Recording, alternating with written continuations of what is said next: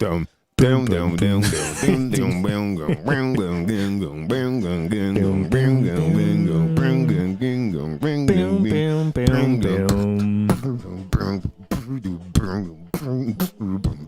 remix it.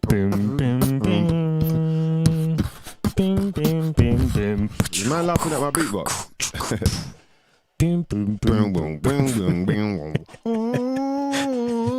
Yeah, I can't sing for shit, boy. All right. Pardon me There for you go. swearing. Good morning, good evening, and good afternoon. Wherever you are, ladies and gentlemen, you're right here with us, and we appreciate that. This is something you might not never know nothing about. I'm your host, MysDiggi, and here's my co-host, Dan DNA. Good evening. Do you like how I did that? That was trying to go for the professional. I don't know Yeah, if you've had to think about it when you was away, haven't you? Yeah, I had to, man. Presentation. You know what I mean? I got to present myself a bit more professional if I'm trying to be a podcaster. Yeah. If I'm trying to be Black Joe Rogan out here, then you know what I mean? I got to really try harder. Jamie, pull that up, Jamie. You know what I mean? I've been working on my Jamie, pull that up. It's not working, No, is it? it's not. Is that working though? No. No, it's working. No. I It's all forgot to good, load though. them up. Sorry. Hey, that's how it is, man. When you come up here, it's strictly hip hop. Do you know what I mean? We deal with whatever we got the way we got to deal with it. The amount of shows I had to do, like on a crate. You know what I mean? I remember, tough times, D. On a crate, on like, you know, the what do you call the planks when they're like Palette. Man's Yeah. I've done shows on a pallet. Shout out to 4-inch Harry Love, man. stage. He's been there. We've done shows on Yeah. pallets and shit like that. So, you know what I mean? Or where the mic ain't working, so now you got to use the DJs. You got earwax all on your mouth. Headphones. You know what I mean? Yeah. You got to use the DJs' headphones. You got earwax. It looked like a moustache. You know what I mean? I've dealt with all of that before. Yeah. So Been there, this ain't nothing we ain't dealt with before, man. Yo, this is something you might not never know nothing about. And yeah, it is a bit weird. We're here on a Thursday night instead of a Wednesday. The reason is because I was away. I was on what Dan likes to call a bus man's holiday. I appreciate that. So, which meaning like you go on a A lot holiday. of driving. Yeah, I did a lot of driving. Yeah, I was driving. Did you? Yeah, You had a I car went to out there? Goujon-Mestras. Goujon-Mestras. Did you had a car then, or did you borrow a car there? Or Yeah, I borrowed a car. Nice. Had to, man. That's you know what I mean? good, yeah. I was with the fam, Wrong so it's side like, of the road and all that. bruv. The driving on That the wrong fucks you side up of the for a road bit. thing is weird. Yeah. It's weird at first because luckily I was in an automatic, but at first, if you're in a manual and you're going to reach for the gate, bam, you keep hitting the door, the door bang, door panel, you're like, it's here, it's on my right, not on my left. Every time you say, oh man, what? You know? And then the other thing is obviously what I found myself doing, I kept like moving, it's like I was moving to the right, and so I end up like really close to the middle of the road type thing. Yeah. But then I got a good little tip. All you must do is look for the line to be in the corner of the. They didn't know how to say it. Fenetra. Yeah. Huh? Window. Yeah. Well, yeah, he didn't know how to say They that. didn't know how to What's say fenetra? Nah, but he didn't know how to say window. So he went of the, and it went like that. And I was like, oh, that must be the window. That must be the window, yeah. So once I learned that, then bam, and that helps you focus. You know what I mean? You're focused now. When you're driving, you're like, yeah, all right, I got this. Yeah. So yeah, that was good. We did catch up last week. If you missed that, go and listen back. We were went through the Thai thing. Yeah, we were reminiscing on the Thai experience, man. It was good to do that when we went down there to Jazz Cafe, had a little performance with a bunch of artists, man. And yeah, even just looking back at the footage was it's really good to watch it back. Yeah, for sure. You can go and check that out on the Simna YouTube channel.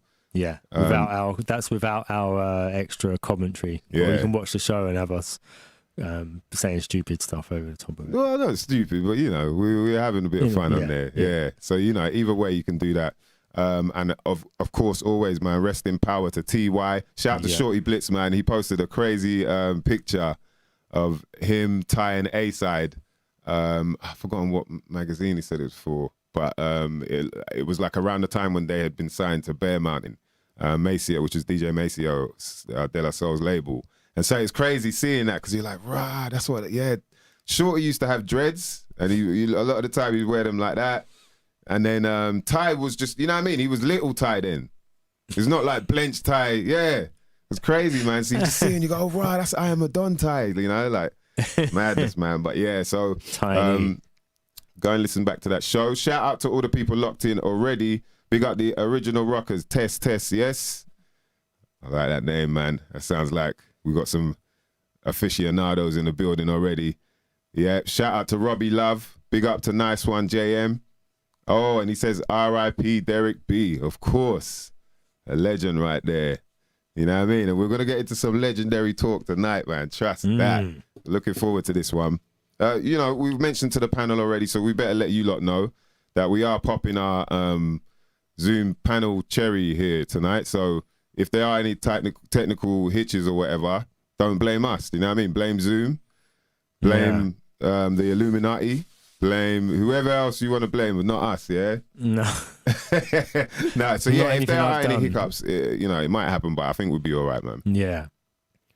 So definitely looking forward to that. And first up, we've of course got a shout out the Connoisseurs UK. You know what I mean? For all my weed heads out there, not everybody's in yet, but you know we'll do the roll call once people come in because we got to find out. You know, we don't want to get anyone in trouble though. So you know what I mean. If you slang it up, if you need to. But shout out to the Connoisseurs UK. If you suffer from anxiety, you suffer from joint pains, you know, lack of sleep, too much sleep. There's so many things that CBD can help you with. The reason we know that is because it's scientifically proven, whatever that means these days, but that there is cannabinoids receptors in all of us. And scientifically proven, whatever that means nowadays, that there is CBD in breast milk. That says a lot. So as soon as you're born, the first thing you go to has got CBD in it. We want you to know, we want you to know though, guys, yeah, that CBD doesn't mean that you get high on it. There's nothing psychoactive to do with CBD when we're talking about the cannabis plant. You can get a bunch of information on that online, but I would go to connoisseursuk.com and look at their About Us and our CBD in detail section so you can find out more. But they've got some amazing products. Belgian chocolate, both milk and dark chocolate, sativa or indica. You can also get CBD balm. So like I'm saying, if you've got problems with joints or muscular problems, really good for after a workout as well to like help your muscles relax.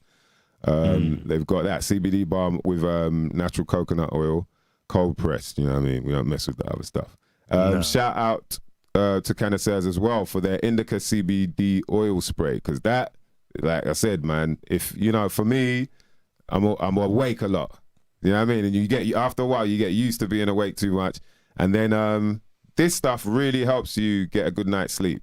And even if it's like what, six... you just spray it all over? Nah, you spray it under the tongue. Spray it under the tongue. I mean, if you want to, spray it under your armpits and that, but you might be smelling the weed. They might sack you at work, bro, for that time. He's like, yo, he's always stinking of weed, man. Yeah, but his eyes aren't red and he just seems so happy. He's mad loose as well. He's always like, asleep as well. We could do that now. You know, a lot of people can't. Like, yo.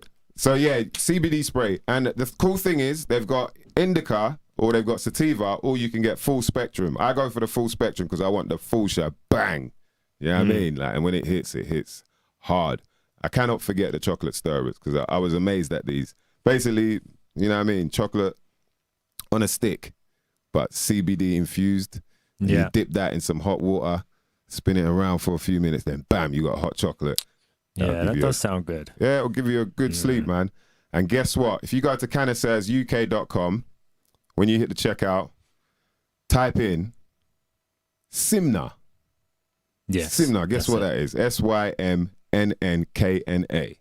That's something you might not never know nothing about as an acronym. Put it in capitals, capitula.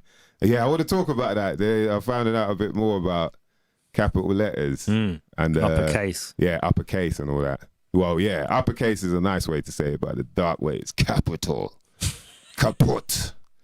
So, you know, but really interesting. So if you put in Simna in uppercase, you'll get yourself 20% off any of these amazing CBD products. And like I say, you lot know what I'm like. You listen back to some of the old shows, you know I'm not really about sugarcoating stuff. I'll talk my mind. I don't really care what people think about it. You know what I mean? I think if people need to know something that's true, that's reality, then we say it. We let them know. And for sure, these will really help you. Whatever you're suffering with, like I said, it's like a adaptogen. So if you are a bit hyperactive, it will help you relax. If you feel that you're quite lethargic, it can help you pick up.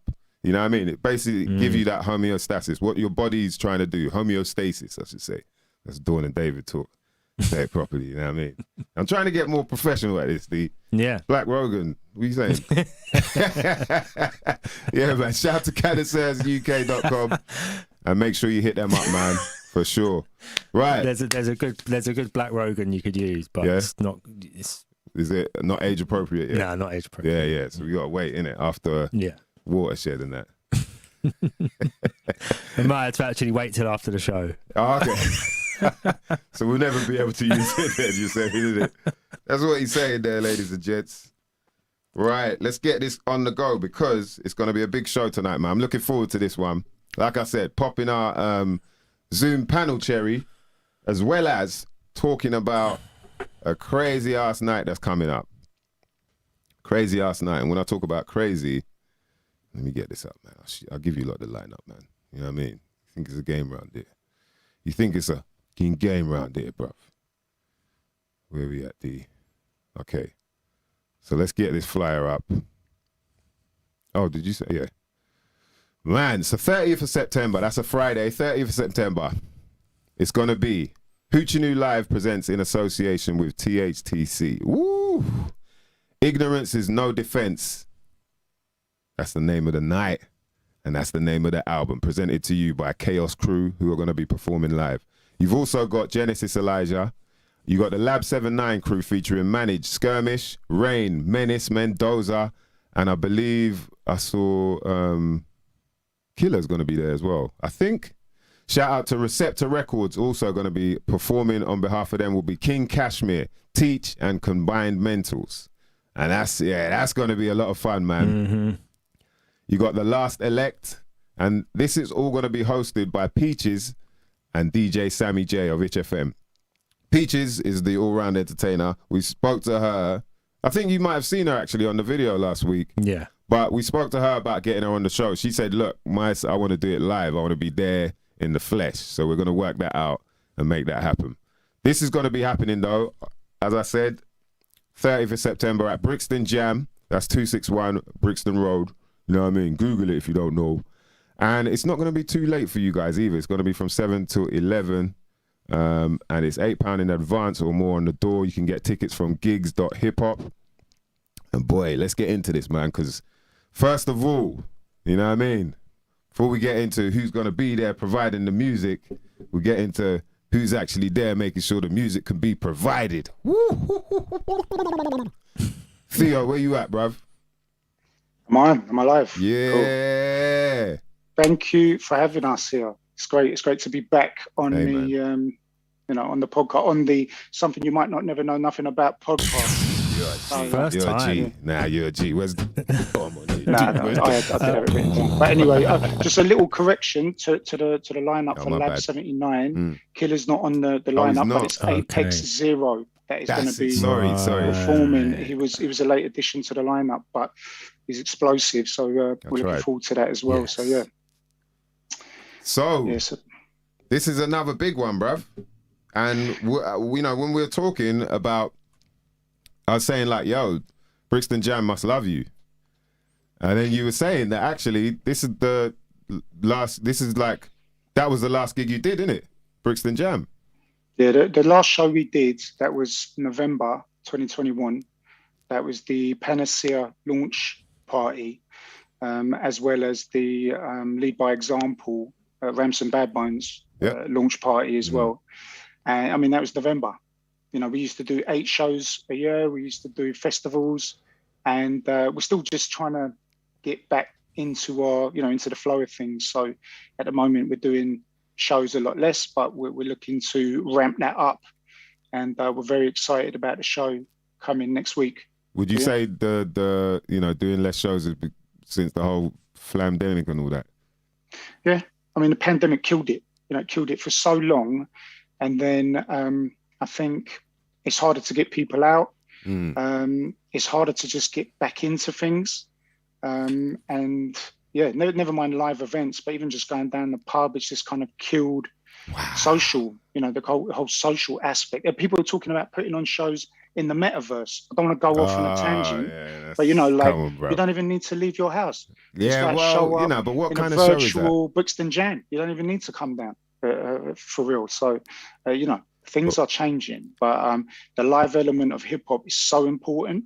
So, you know, come down next week and see us and see all this amazing lineup of artists perform live, because that is hip hop, to see it live. Yeah, it's kind of mad, like, because to think about, like, exactly what you said, that is hip hop, to see it live. Hip hop started as a live event. That's how it started. It didn't start in a studio. You know what I mean? With people would make a beat sitting down, getting arse ache, watching all these shows. Like, how are you gonna enjoy a show sitting on your ass? Nah, we've talked through this before a few times. Unless you're wasted. Yeah. So it needs to be experienced. It's kind of weird. It's communal as well. That's the whole point. Is it's meant to be around people. And it ain't digitally communal either. You know what I mean? We're still, man, them are struggling online. Not everyone's got a Twitter. Not everyone's got, you know what I mean? People forgetting their passwords every damn minute. So it doesn't make sense for us. I think like there's an element of kind of, it's up to us in a way to let people know it's safe to go outside. Don't be scared. Don't be worried. Your boss might be like, yeah, you have to stay at home because the policy is blah, blah, blah, blah. But hip hop ain't got that policy. So you could come out and trust. From time, there's like, shout out to Suspense MC. My man's been going out. He's, what do you call it? He's, what do they say to people when they've got to wear a mask? You go, why are you still wearing a mask? And they go, I'm high risk. That's it. He's high risk. Do you know what I mean? But he's still going out. I mean, he kind of cussed out Jazz Cafe a little bit because he said he caught COVID from Jazz Cafe the last time because of the dirty. But I was like, bruv, come on, man. Wake up, man. Wake up, man. That's you, man. That ain't nothing to do with no. Well, how comes everybody else didn't complain about Jazz Cafe giving them cold? Do you know what I mean? It's only you, bruv. You got to fix up that diet. That's what that's about, man. You know what I mean? If you don't know, just tune in, man. We'll let you know. But yeah, to me, it feels like, because I've been gigging over in France, and France was like China. It was like European China when it came to this whole schmuck down and all that. And then they opened it up and everyone's out. And then now people are slowly waking up like, this is not what they said it was going to be, you know? But they've said it's been a bit of a struggle in terms of, especially at the beginning when they first opened it up. They had problems with people may have bought tickets because you bought a ticket for a show 2 years ago, innit? And now everything's been pushed back 2 years or whatever. They might have forgotten that they bought the ticket. And so they didn't go. Or they've been a bit too worried to buy the ticket, so they wait till the last minute because they're worried that it'll get locked off again. And all these sort of things. So I think there's so many different elements to it as to why people don't go out as much now. But it is truly up to us to let people know, like, yo, it's all good, man. It's all good. But at the same time, like Theo's saying, you can't risk it. You can't just do your 8 shows a year again willy-nilly when you know what I mean? People, all types are masked up. Yeah. It's definitely getting back to what it was. You know, it's starting to feel a lot better. So we're looking to do a lot more shows, and this one will be the start of many, hopefully. Yeah. And we're really excited about it. So you know, massive lineup of artists. We've got the Kaos Krew, which I want to introduce in a minute. Yep. Genesis Elijah, obviously, I know that he was at the Thai event as well. Yep. But he's going to be doing a quite different type of set. And you know that he's got signed to Planet V, which is like drum and bass. Yeah. So it's going to be a hip hop drum and bass super set that he's going to do. Wow. It's just going to be so light. Oh, you get to see Genesis Elijah do a super set. Yeah. Oh. Yeah. I mean, you could drop anything in the middle of hip hop stuff and people go crazy. I saw Stigger the Dump and Dr. Syntax when they were doing stuff together. Just in the middle of their hip hop set, they just dropped Killing in the Name of Rage Against the Machine, just in the middle of the set for no reason. And people just went crazy. So dropping drum and bass in the middle of a hip hop set, I think it's going to just set it off. So just make sure that you come down to that. And then obviously Lab 79, Sept Records, The Last Elect, and then hosted by Peaches the All-Round Edutainer and DJ Sammy J, HFM. Yeah. Massive lineup. So yeah, just get your tickets at gigs.hiphop, www.gigs.hiphop. Don't miss out.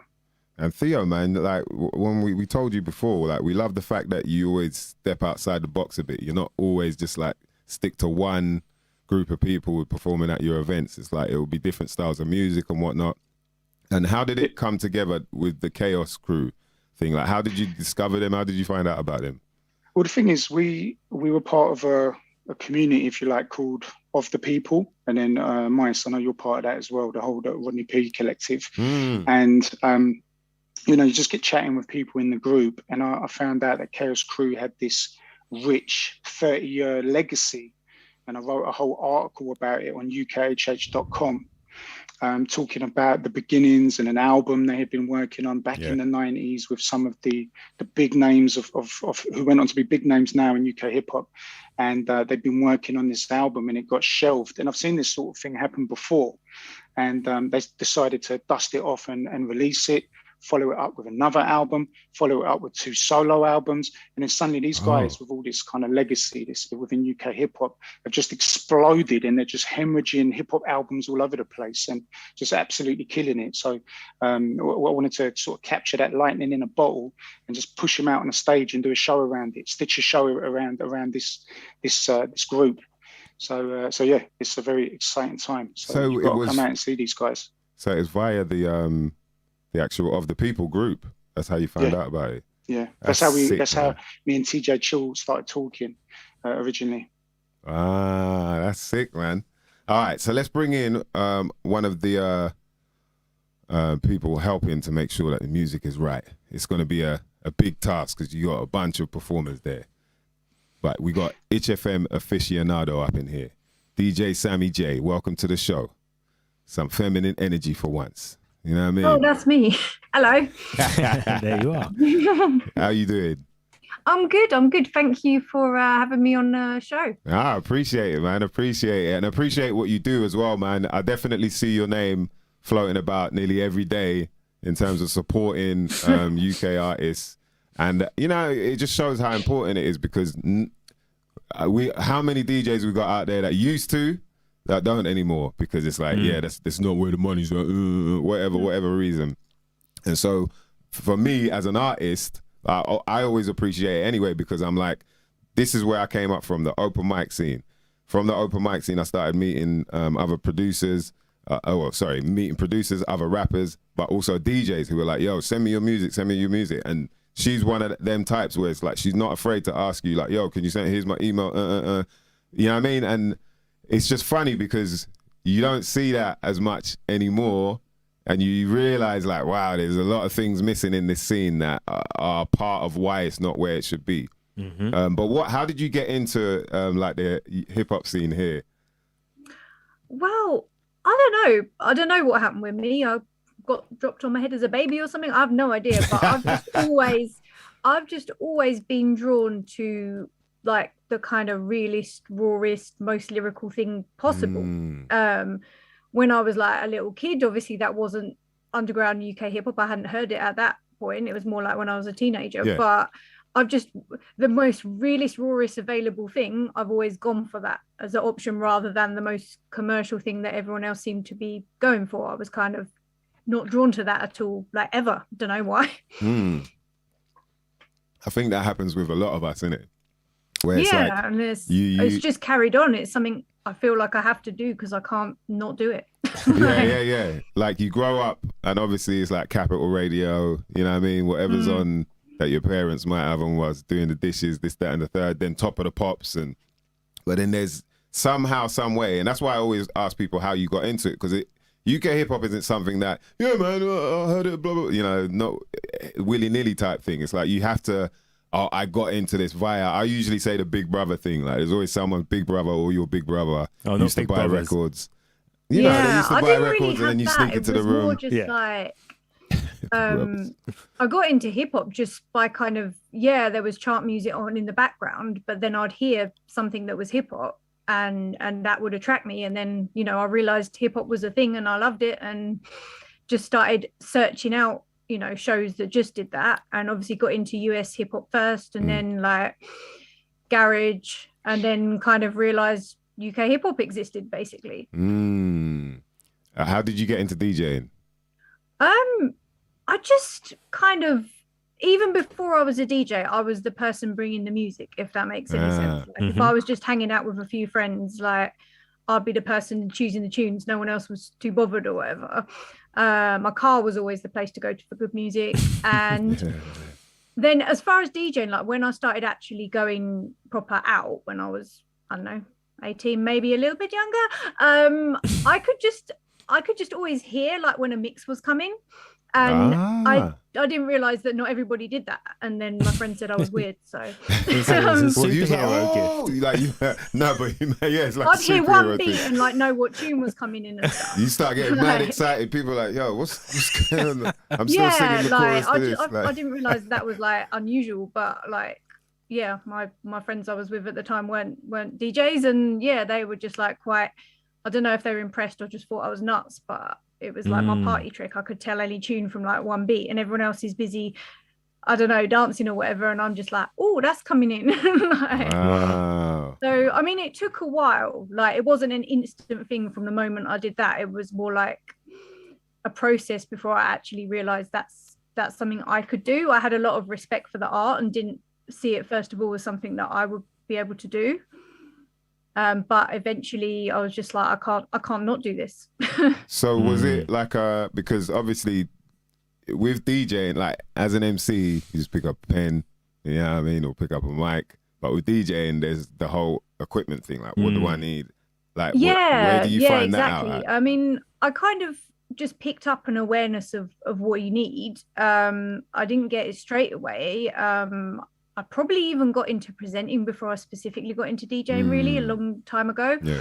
And then, you know, eventually just like I had a friend like from work who was selling some like literally belt drive turntables really cheap because, you know, he got them because a lot of guys just get turntables, you know, for fun when they're not massively into it. And yeah, it hadn't used them much. These were literally like belt drives, and I used to mess around on them, and eventually got hold of some, you know, some proper ones. Yeah, reach your limit with the belt drive. Yeah, I got a cheap vinyl collection that someone sold me a handful of vinyls for a ridiculously cheap price, and I'm like, I'm having that. It was all kind of 90s hip hop and stuff, which I liked anyway. Bit of garage and stuff, and obviously, like the invention of Serato makes it even better because that was kind of the time that I was. You know, I haven't known an era that wasn't Serato. It kind of came about just before I got into it, really. And that's good for me because I love vinyl. I've got a lot of respect for vinyl, but I love being able to play any track I want digitally. So that's a big thing for me. It's the working DJs. It's good for working DJs. People who are aficionados and spend time at home just want to listen to vinyl, fine. But if you've got to carry vinyl around, if anyone's ever had to carry more than a box of vinyl, get on an airplane with a box of vinyl. Bruv, I've been there, man. With Shorty Blitz, you know, I used to host for saved people's shoulders, wrists, arms. I'm only a little girl. I'm not that strong. Yeah, exactly. And pockets though. Like I've been with him, and he's had to pay extra because on one way they were like cool with it, and then on the way back they're like, nah, you got to pay, bro. Like what? Well, I didn't have to. Yeah, he's had to pay extra money. Now for the weight. Oh, wow. Yeah, for the. And he's already big now, joke. Yeah, yeah, man. So I don't blame anyone. Even Maceo, DJ Maceo, I remember asking him because he was bang on the CDs, but he was killing it. Like you could tell that he was really good with doing the CDJ work. And he was like, "Look, man," he goes, "Look, if I can carry these around, why have I got to bring all my vinyl and scratch it up and possibly lose this and break that?" He's like, "No, I'll just bring the CDs. I'll just burn off my CDs." And he just got wallets of CDs, and he can carry it around a lot easier. Yeah. So that makes sense. For me, it's the choice as well. Like, I can play any. If I've been sent a track that day by a brand new track straight out the studio from a UK artist or something, I can play that straight away. Haven't got to wait for a vinyl release or whatever. So. Yeah, that's a good point. Mm-hmm. That's a very good point. Damn. So so obviously then you've made your mark in the scene. Like people know your name. Hopefully. Yeah, I think so, man. And you're involved in this night, which is going to be quite chaotic. It's going to be chaos for real because there's a lot of artists performing. So yeah, I'm going to make sure it's not Chaos. yeah, exactly. Well, Yeah, we want the headliners to be Chaos, but Yeah, only the they're headliner the Chaos crew. So they got to be. So yeah, but I'm definitely looking forward to it because it's going to be so many different like kind of bolts of energy passing through there, you know. Who are like with Genesis, hearing about that he's going to be doing a jungle hip hop set is going to be okay. Because I've never really heard him do that. I've never heard him do any jungle before. Oh yes, I could tell you some tracks to listen to. He's amazing. He's just he's always been good at like double time and that. He's done grime tracks. Yeah. He's one of those MCs that really is kind of equally good on both. Like both kind of upbeat stuff and more boom bap stuff. That's something I've always admired about him. What do you look for? So for up and coming artists, obviously, who want to get their spins on, like, what do you look for in the work in order to be like, yeah, I'll play this on my show? You know, like, there's obviously a filter there. You can't have everything. Yeah, just kind of rawness, more than anything, like lyrical talent. I mean, obviously, got to have good beats as well, but I'm not fussy if someone's making music in their bedroom, but I think it's good, I'm going to play it. I don't kind of wait for other people to approve it in any way. I've just never done that. If I like it, I put it out there. So what commercial artists do you rate then? Because I've got a feeling you're going to say like none, but I'm probably wrong. I wouldn't say none, just because like I think in the UK stuff has started to chart that we could only dream would do. Like I remember when Vossi got to #1. I actually like that song, you know, and I was like, wow, I actually like the UK chart #1 right now. It's not the main kind of style that I play. I'm probably more boom bap overall, or like underground kind of grime, but that is a song that I would play and I do like. Or like Dave, I rate, although I do prefer him when he's being more kind of lyrical, like that Black tune he did. That's just like one of the deepest tracks ever. I love that track. But you know, he does like more charty stuff as well, and I don't blame him. But I feel like there isn't as much compromise as there used to be. Like artists had to make a lot of compromise. You know, they had to do a 30-second verse on some girl band's track to get in the charts or something. Whereas now I think they are being kind of genuine to the UK, and of course the deepest lyrical stuff that's really saying something, that's, you know, is that ever going to get the play it deserves? They don't want people to hear that. Do you know what I mean? Yeah, is it supposed to? You know, you wonder whether is it even supposed to? Is that supposed to really get like? I think it's tricky for obviously people of an era, because when you got like super lyrical MCs doing this, that, and the third, and they were going commercial like Pun or Biggie even, or but then, like you said, sometimes it feels like there are artists who do have that skill. They can be very lyrical, but then it's quite obvious that in order for them to go on the commercial route, they dumb it down a bit. Do you know what I mean? And so, I don't know. Yeah, it's a tricky one, man, but it makes me wonder, like, okay, is the lyrical shit really supposed to be out there? Yeah, and like someone like Dave really does seem to genuinely go in and out. Like he hasn't just given up on making, the deeper, meaningful tracks. He just kind of does both. Yeah, for sure. Yeah, man. Woo! It's got to be good. It's got to be good. Yo, so Theo, do you want to introduce the Kaos? Definitely. I want to just pick up DJ Lock. I just saw he's on the chat. But yeah, introducing the legendary TJ Chill and Johnny D from Kaos Krew, 30-year legacy. Let's go. 30-year legacy. Jeez. Let's see some fire emojis up in there, please. Ladies and gents. Johnny D. Salute. Yes, man. Thanks for being involved, bruv. It's good to be here. Nice to be here. Good opportunity to promote the jam and that. Definitely. It's nice to be here with you guys as well. Definitely, man. 30th of September. 30th of September, mother lovers.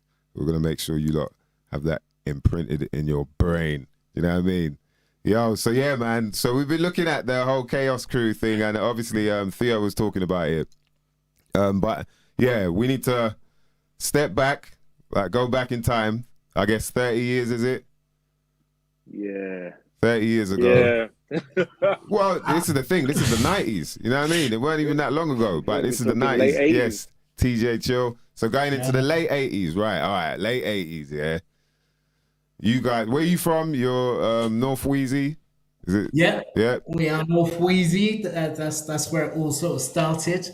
You know, by the way, good evening, everyone. This is Peace and TJ Chill. blessings. TJ Chill, ladies and gentlemen. And thanks so much for having us on. And nice, man. our Your pleasure. track, Complaints Department, I've been playing on repeat since it came out, man. Cheers, Love bro, it. man. Good old Dave, mate. That's I got Dave, the you know whole what I mean? anthology. Serious? Let that be on record. Wow, yes, that's sir. crazy, man. Jeez.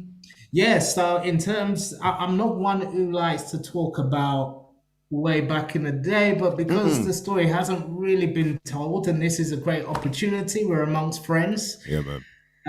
You know, we can take it there. So I want to find out, I want to find out how you guys, obviously how you met, but how you even got into hip hop music, first of all, because that's always an interesting story to me. Yeah. Johnny, over to you first. Well, and we met at school, innit?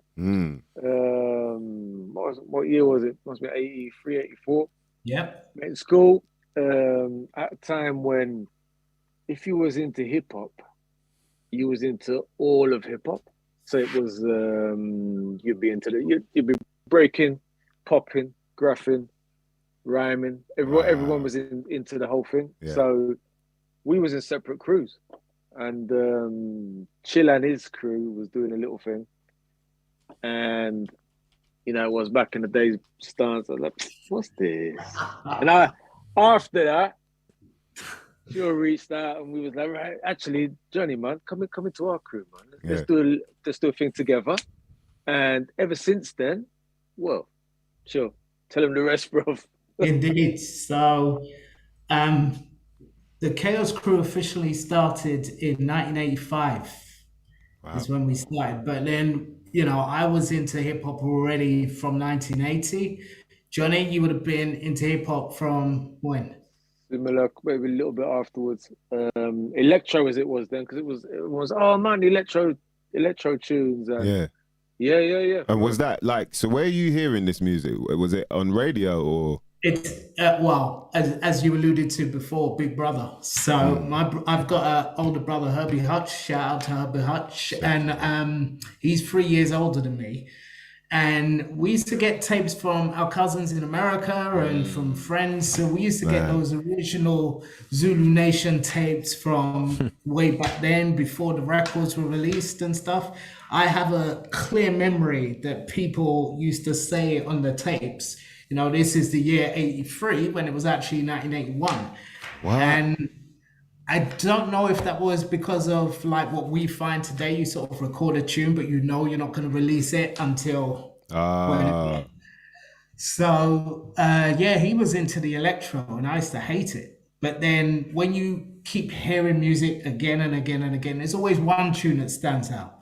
Then two, then three, then four. Then before you know it, you know, you've got a collection that you really like. And it's all springboard from that. And then I had a stereo, and I was the beat provider for the Touch Crew. And the Touch Crew was led by Tilt. And Tilt was the first person in the UK to be arrested and jailed for graffiti. Wow. Jeez. So where are we at the moment? What area are we in where you're talking at the moment? This is, we were from like Edgware in Harrow. Okay. So we were really cut off from anything. We used to sort of wave them off at Harrow bus station when they used to go down to Covent Garden and Paddington and do their battles and whatnot. But we were shorties at the time. So with I want to understand the electro scene, because like Johnny was saying, that's what it was back then. That's what hip hop was, right? It kind of was birthed off the electro scene. So at that time, so you had people graphing, you had people dancing, like breaking. Is that right? Well, I mean, Johnny, it wasn't really breaking to start off with. It was robotics. Oh, like body popping. My memory is the robotics came first. I remember the first piece of graffiti I saw was not on the wall, it was on the floor. Oh, And that was in our local park that both myself and Johnny went to. And this would have been 80, 81. that was sprayed, not chalk, yeah? Yeah, sprayed. Wow. Okay, and so that's happening whilst the music is playing in the background. Yep. And then the same with popping, but then when did the rapping start coming in for you guys? For me, it would have been around 82. Mm. You know, and I'm starting to do Run DMC rhymes and all of that kind of stuff. Johnny, when was it for you? Well, you know, I think the first lyrics what I knew inside out was Gary Bird, The Crown. My friend's older sister used to play it. And I was like, what is that? You could just heard it. And it's like, it was about 15 minutes long. Stevie Wonder's on that record. And yeah, I think that was the first lyric that I kept saying round and around and around. I think that was the first one, the Gary Bird Experience, The Crown. Then there was other bits. So Run DMC, I remember Run DMC being out Sucker MCs. What else? Yeah, loads. And then from that, like you said, because I remember, I think the first time it was like, yo, we used to write down like Big Daddy Kane lyrics or Rakim lyrics so we could rap them back. And then my brother was like, he's like, oh, why don't we try and write our own? And I was like, write your own, you know, kind of thing. But yeah, I guess it's not the same way, right? Where you just like, okay, I could do this. Let me try this out, kind of thing. And then it was LSK who we've had the pleasure to work with up in Leeds. He dropped onto me. He was like, Johnny, he said, listen, before you do anything, before you write, everyone bites at one stage. Yeah. So everyone's learning of somebody else. Yeah. That's basically it. But once you learn this, like the mechanics, then now you put your mark on it. Like, this is me. This is my voice. This is how I sound. This is what I rap about, type thing. Yeah. How did you not know what to rap about? Yeah. Oh yeah, the accent. I gotta say, big up, man. Like, you put the accent. Listen, At that I gotta time, say big shout out to Johnny B for that, because like back in the early days, I used to do the Yankee Doodle Doo thing, and it was Johnny who, when we were at school, used to play London Posse, Demon Boys, Syndicate, Cookie Crew. All of that stuff, and then he was like, "Nah, you can't rap like that. You have to rap like this." And because don't forget, it was normal. It was normal. It was, yeah. We all did it to start with, because that's how you learn. Like we were saying earlier about you learn off listening to it. So if that's all you're hearing, that's all we was hearing. Yeah. That's what you're doing. You know, throw your hands in the air.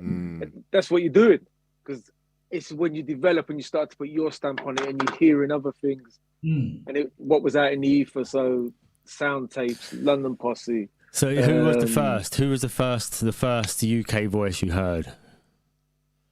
The first UK rappers I remember, I've got to say probably Junior G, all them, that sort of generation. You start naming names that you know you're missing people out. No. I'm just trying to take the audience back a bit, and just so they can sort of hear, like, you know, what it was like to sort of hear your first ever UK voice, where you feel like that's me. Heights as well, Family Quest, all So those. Drew. Yep, so Drew, Flex. You know what I mean? Melody. Yeah, Mello. Yeah, MC Mello. No. This is Melody from the NSO Force organization. We're getting deep now. NSO Force. These are deep cuts. But there's a story that sort of leads to that, because so 85 we started, 87 we started performing live. By 88, 89, we started, Johnny hooked up with Positive Beat Records. So Positive Beat Records was based in Lambeth Grove. They did an album called Known to Be Down. And off that you had, Mighty Ethnics. Oh, yeah. 1159, you had Cash Crew, you had She Rockers, DJ Streets Ahead. Echo, there was a whole bunch of people that sort of came out of that one record. They were going to do volume 2, and out of volume 2, you had Johnny D, you had the Voice of Reason, you had Scare. Johnny, pick up the baton. Right. Yeah. I mean, that was that is back in those days. But yeah, what I saw that as was I had a good grounding with working with them guys. So we was always working on something. DJ Chin. I mean, we used to go around London with MC Reason, DJ Chin. It almost became like a sound. It became like almost a sound. So we'd do something in West, in Grove, we'd do something in South London. Yeah. And a lot of MCs, I had the pleasure of working with and seeing a lot of MCs coming through, even if they only came on, flung down a couple of lyrics and bounced. You know, people like Sergeant Rock. Rapski. You know, these guys that for me as a young guy at the time, probably 15, 16, and working with some of these guys and or being around some of these guys, man, it was a serious, solid grounding. And that was in what hip hop was at the time. And that was all live stuff. So it's kind of live stuff. Like you're saying, it's like almost like a sound system, and it kind of makes me think how that's still alive, especially in the grime world, where a bunch of MCs they'll just you know what I mean, go around. It'll be ciphering. Yeah. For us, it's like the open mic, or outside when you're half drunk in back shop or whatever. But you know what I mean, it's a similar energy, in terms of that. And I think that's kind of missing right now. That's definitely missing. There's not enough sort of open mic scenery, and that's a really good place for you to get your craft where you want it to be as well, right? That was my grounding. That was absolutely my grounding. It was like a sound. So you do 3 or 4 hours. You have the mic for 10 minutes. Someone else come in, and a lot of it was off the top of the head. DJs coming in different. DJs throwing down beats and cuts. Yeah, it was a solid grounding. The other thing you got to say that in those days, if you weren't good, people were chucking beer cans. Yeah, it's serious. Wow. Booed off. Yeah, you get booed off and you get beer cans at the head, so you had to be good. But when Johnny was doing that with Positive Beat, we was backing him 100%. So shout out to Peekaboo, who's unfortunately not here today, but he's the third member of the group. I see. And meanwhile, whilst Johnny was doing that, I was going down to Shepherd's Bush and starting to hook up with Darkman, who had Vinyl Lab Records, and they were connected with the Power Lords and with the Cash Crew. Yeah. And so started doing that, and then we started recording at Monroe Studios. So we were the first artists to be at Monroe Studios before Caveman came in. This is before Caveman got their deal with Profile Records. And at the time when we went into Monroe Studios, it was still in Barnet. You had Chaz and Dave recording their Christmas albums there. And big up Chaz and Dave. Where we started learning our studio craft. And then it moved famously to Holloway Road.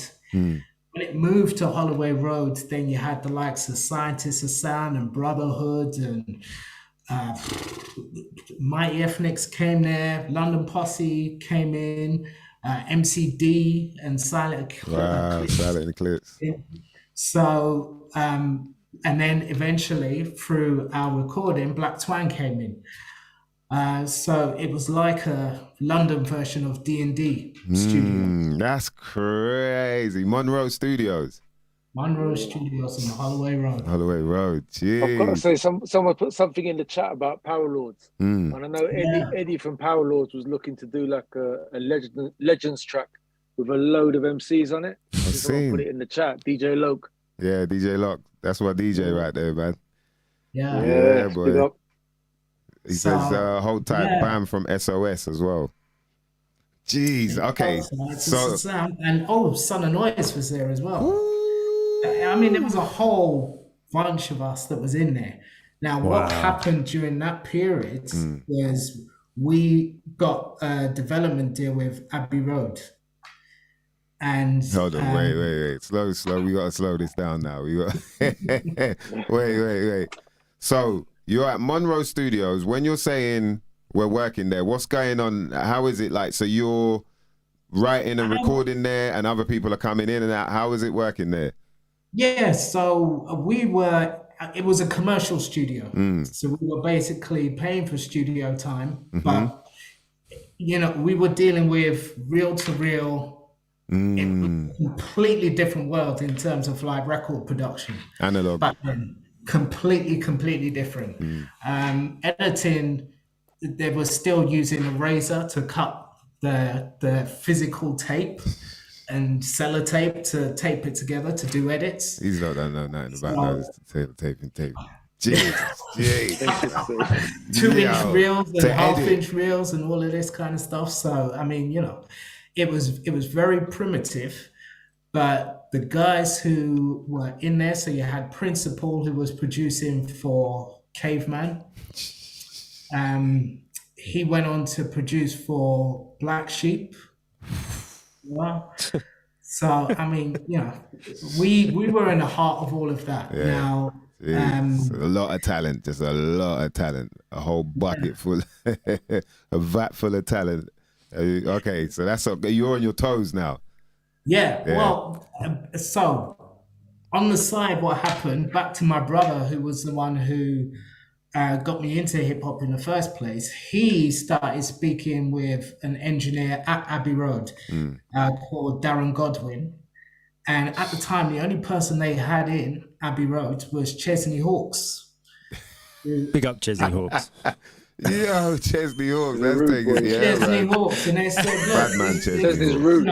He's still doing Well, it now, no isn't it? disrespect to Chesney, but No, at the time he said definitely this place is dead. Like in terms of vibes, there's no. We need and the guy who we were working with was just working on the Batman soundtrack, the Tim Burton film, the original one. And he was like, okay, I'm doing this soundtrack stuff, but it's not what I want to do. I'm more into like R&B and street stuff and urban stuff, and I want to be doing that. So my brother went in and spoke to him. There was us and there was a couple of other acts that went in, and we were the first ones that were ready. So they sort of turned around and said, okay, what you got? And then we just started working and recording in Abbey Road. Fact, we took the place over. I mean, we really serious. One of them, you open the doors. Yeah. And then that's it. We was there on the regular. Yeah, I bet, man. That must. And we went in there deep as well. Is it? We was turning up with people. A lot of parties in Abbey Road. Yeah. No, it was good. It was an incredible education, and in fact, the only reason we went back to Monroe is because the studios was booked out for 6 months by Paul McCartney. 4 or 6 months, he booked it out. Subsequently, we got to realize that he booked it out for the Beatles to do the Beatles anthology. So we actually got kicked out of by the Beatles. And that was wasn't it the anthology that they made a big thing about it being fully on iTunes or something like that? Like they really pushed the digital thing with the anthology, I remember. Yeah. I think it is when they remastered a load of stuff, I think, and then they released one track that they hadn't released back then or something. Yeah, I remember all that. Yeah, okay, so you was gone because of that. So was there that kicked out of Abbey Road by the Beatles? That's a pretty big story. Yeah, it's messed up, man. Did it feel like special in there? Like, there's some shit being made in here. I think when you go in the door, it's not there anymore, but they had a plaque on the wall which was for the Abbey Road album itself, and it said in commemoration of sales of 1 billion units. That's when you're like, all right, that's if that's not motivation, boy. It was special, but your head's in a different place. We was young. Yeah. We were, I was looking at who's working here. We was approaching it differently. We weren't maybe as professional as they were expecting us to be. And Yeah. you know, Yeah, there nice was a way to time put it. Yeah, of when me and Johnny was sitting down in a cafe, and I was like, you'd have people like Roger Daltrey from the Who who'd be sitting there just munching away. Um, what's his name? Who did Need a Little Help from My Friends? Joe Cocker. Joe Cocker. So there was one time we were sitting down, Wow. and I was like, Johnny, man, just turn slowly, but you got Joe Cocker sitting behind you. And he's eating a plate of beans. Yeah. Just So we had moments like that, you know, when Beans Paul and McCartney bacon. would open the door and you know, let you through and stuff like that. right. Yeah. That's funny, man. But to us, because they didn't mean that much to us at that time, Of course, yeah. you know, they were just people, and we treated them like people. I think later on, especially when we started hanging out at WNK radio station. So WNK was like the North London version of Choice FM, I've which was seen. down south. Now there we met people like Sweetie Irie, Janet Jackson, and, you know, just like people who we could relate to. So then it was a case of like, all right, this is pretty cool. We were meeting people like Natty B, the DJ, people who we used to listen to on pirate radio stations, Calvin Francis, Mystery, you know, all these kind of DJs. And so that to us was probably more of a connection than the people we were seeing at Abbey Road. Yeah, yeah. Because You said something earlier about carrying records and that. yeah. You know, I used to carry records for DJ Busy B. It was on Medina FM back in the days. And so I used to carry his records. We used to drive there. I used to pick up the phone on his show. I remember those days of carrying those records. I was 15, 16. Carrying records around for, you know what I mean? You know how heavy those things were. Yeah, boy. Dangerous, man. Just whilst we're in the 90s, just a footnote that Johnny was actually the first UK artist to be on breakfast TV on TVAM. Oh, serious? With Lauren Kelly. Yeah. That would have been what, 1990? I think it was 1990. Yeah. You spitting bars on there. With Positive Beat Brothers. Yeah. Wow. So how did that come about? What was the how it came about was at the time. So I was I think nowadays it's called permanently excluded from a number of education establishments in Northwest London, and ended up in a place that was at the time called the Year 16 Project, which was where they were looking to try something different. Nowadays it would be called the Krew, but it was sort of it was almost a cross between a secure and a Krew, an educational unit. Anyway, my time there was finished, and I had this record coming out, and it was just a moment in time where they were looking to do a piece, like run a news piece about kids that have missed education and gone on to do something. So they approached the Year 16 Project, and they were like, no, we don't have anyone like that. And then no, hold on a minute, there might be one. You know, someone phoned up and goes, Johnny, are you still doing music? I was like, yeah, I'm signed to a label, and put them in touch with the label. They set it up, and we rocked up to TVAM and performed, did a little bit of an interview, performed the track, and I think a couple of weeks later we were on B Sky B doing something different. It was a little circuit for, I think the interest lasted all of about 6 weeks. But at the time it was just mad. Like, how did this happen? I'm 17, 18 years old. Like, what? What's going on here? That's crazy. Car picking you up and take you, it was when it was still up Camden Town. Yeah. I wonder how many little kids munching their Rice Krispies were inspired by that. Yeah, for real. I want to do that. Mum, I want to be a rapper. Damn, that's crazy, man. So is that the same then for being at Abbey Road? Were there any other hip hop crews there? No, Working it was exactly. just us. hip hop didn't infiltrate Abbey Road for many years. Jeez, you popped that Abbey Road cherry with some hippity hop. Yeah. Trashed the place a couple of times, but it sounds like what Johnny sneaking in there, boy. Sounds like some parties were up in there. Hip hop parties, you know what I mean? So all right, so then this was where the Mind Revolution was conceived, right? Mainly at Abbey Road Studios, or was it a mixture? Before that, so when we were recording at Monroe, it was always an idea. It was about making a record, really, you know. Like an album. There was a fascination about making a vinyl record. So when we started recording, for me, the idea was always, let's work towards fully fledged studio produced product that we could go to record labels, we could get a deal, and off it goes, and you know, we'll tour the world and all the rest of it, and fame and fortune and yada yada yada, as like everyone thinks when they start off in music.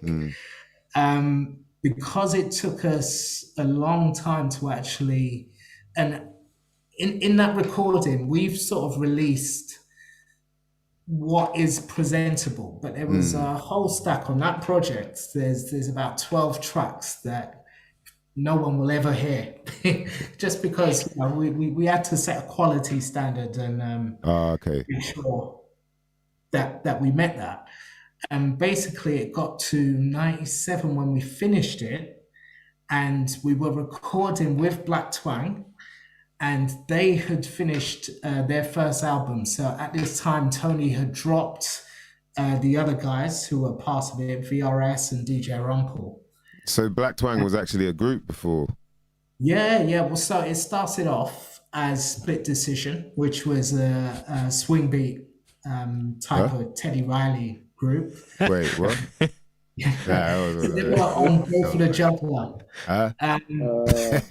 Nah, come on, man. Wait. It's true. Theo, you never warned me about this, man. So yeah. Wait, so at Black the time Twang. when we first met them, they were doing Joe, music. you need to say clearly exactly what we're talking about here. We're talking about Black Twang was originally Split Decision. It was actually a group, but originally was Split Decision, who were swing beat, New Jack Swing. Well, they were making swing beat records, you know, and they were really good. They were really good. And in fact, they were in a Chaos Crew session when they got a call to support Mary J. Blige at, it was either Brixton or Hammersmith, and it's the famous one where Mary J. walked off stage and she got booed by the crowd. The support act was Split Decision, aka Who was singing in the Split Decision? Yeah, don't lie to me now. But he's got a good voice, man. You know, Black and I'm Twang. not saying that to Tony be Rotten. disparaging or anything. No, because no there at the way. time, He can sing, man. and their stuff was good, man. It was really good. And you know, this is a side of Black Twang's story that people probably haven't don't know about, but Yeah. It was good and it was quality, and they just changed direction, you know. Yeah, and massively. anything that Tony does, you can see he puts in 1,000,000%, and that's what he did. He learned his craft.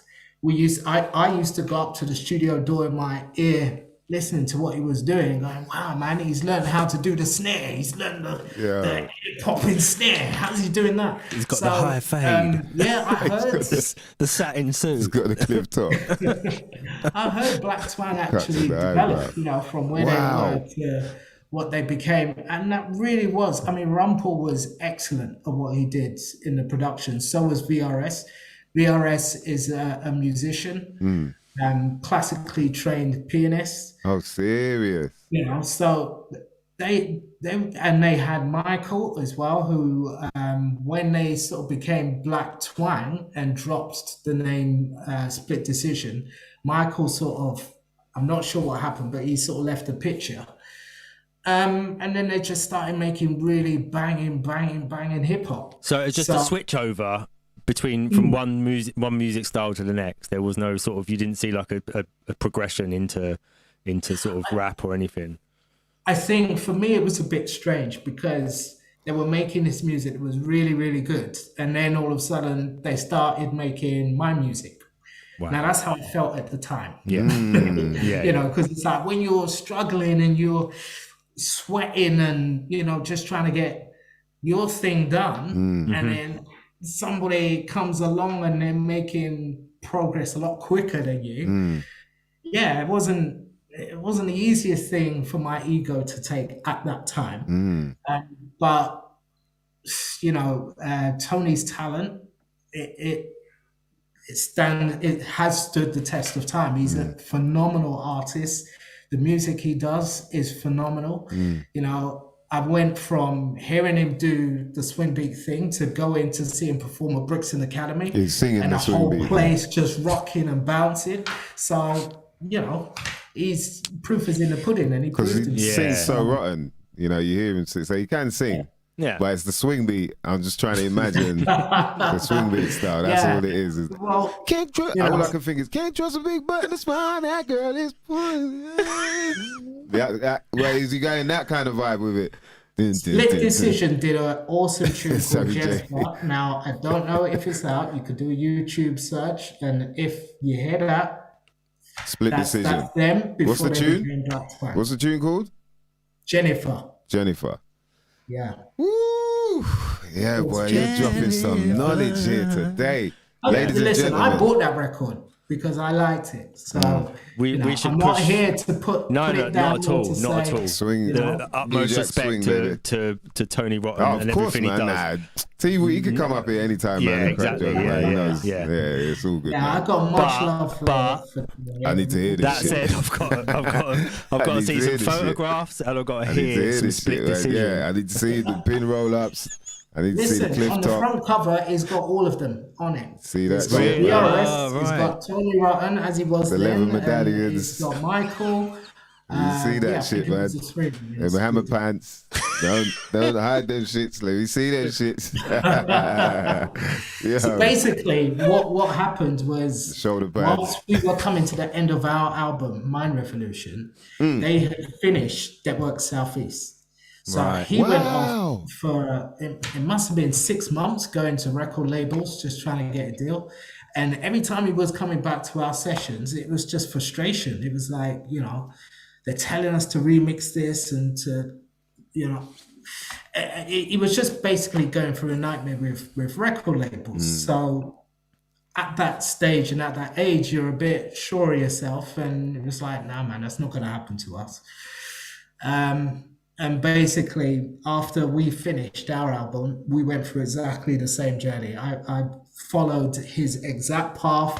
I contacted all of the A&Rs, all of them saying, yeah, it's great. Some of them even saying, yeah, we're going to offer you a deal.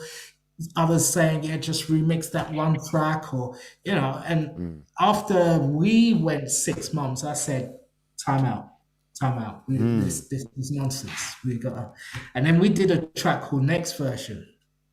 And Next Version, even if you listen to it now, like the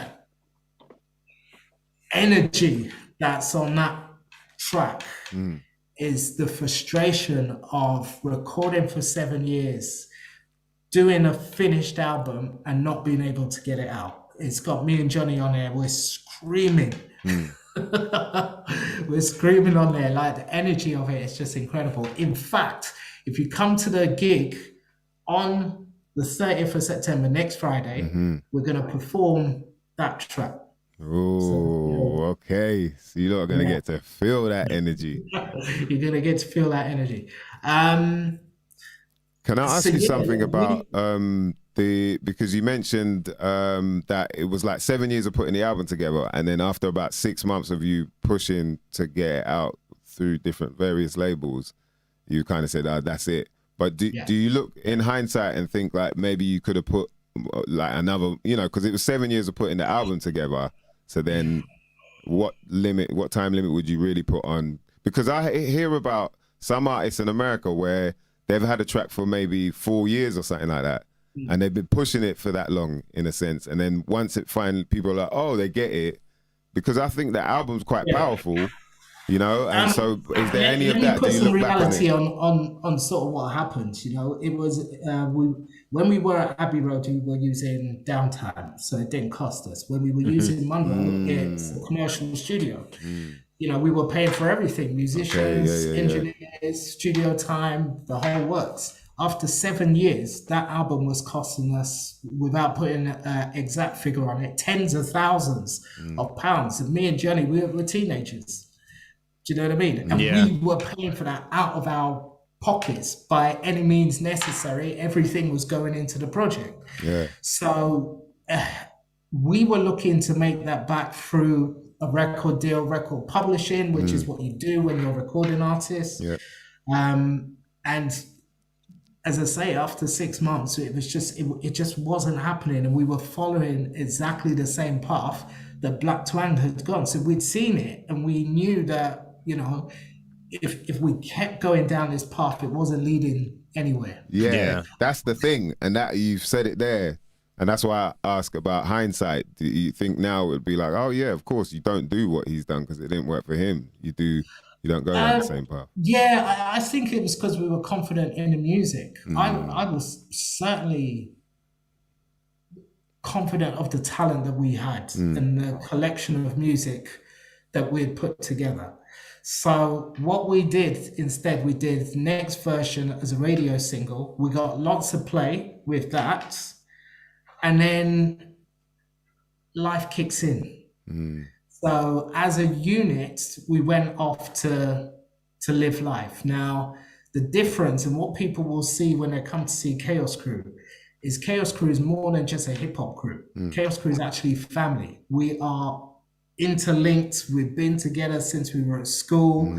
You know, Johnny's family is my family. Boo's family is Johnny's family. Is my family. Yeah. We're all intertwined outside of music. Yeah, you know? Okay. It's deep. It's deep, and it goes back to when we were children. So Kaos Krew does exist outside of the music, and at that time, musically, that's sort of what happened. The crew just lived life. So we were still connected, but musically, Next Version was the last thing I did for about 15 years. I was like, forget this, man. Yeah. we done it. It got like Chill said, it was getting some airplay, and then that was it. My life took a whole next turn. I moved out of London, and didn't do any music for about 15 years. And then in the space of a couple of weeks, a few things happened. There was a compilation album came out that featured one of my early records, and people were reaching out to me going, "Oh man, I see your tracks on this this compilation."